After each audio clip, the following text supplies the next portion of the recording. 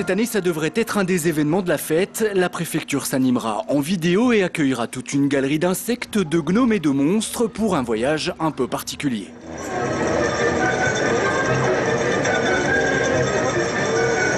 Alors ça s'appelle les Lumignons Enchantés.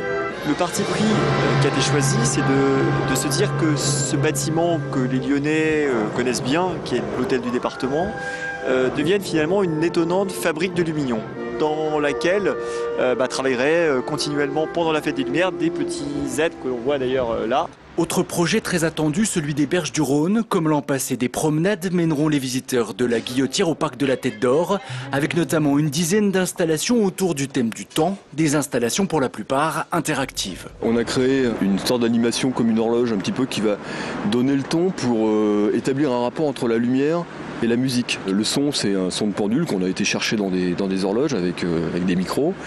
Et puis il va y avoir un rapport qui va s'établir avec la lumière presque ludique.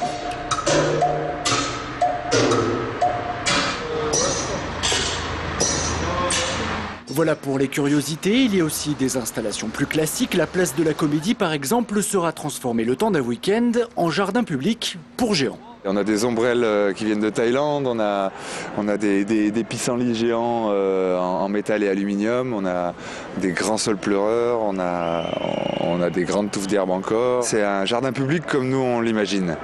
Et puis il reste les incontournables qui seront évidemment incontournables. La place Bellecour, la colline de Fourvière ou encore la place des Terreaux sont prêtes à accueillir les visiteurs. Les premiers passants hier soir semblaient en tout cas apprécier. C'est assez cool, c'est l'histoire de se retrouver entre copains, sortir dans les rues, aller boire un petit coup, regarder les lumières. Ce sera la première fois que je vais faire la fête des Lumières et j'ai vraiment hâte d'y être. C'est important quoi. Et puis voilà, pour moi Lyon c'est la ville des Lumières, point quoi. On n'a pas d'autre. Voilà. En tout cas ça a l'air de chic, hein. Il n'y a personne mais en tout cas c'est génial.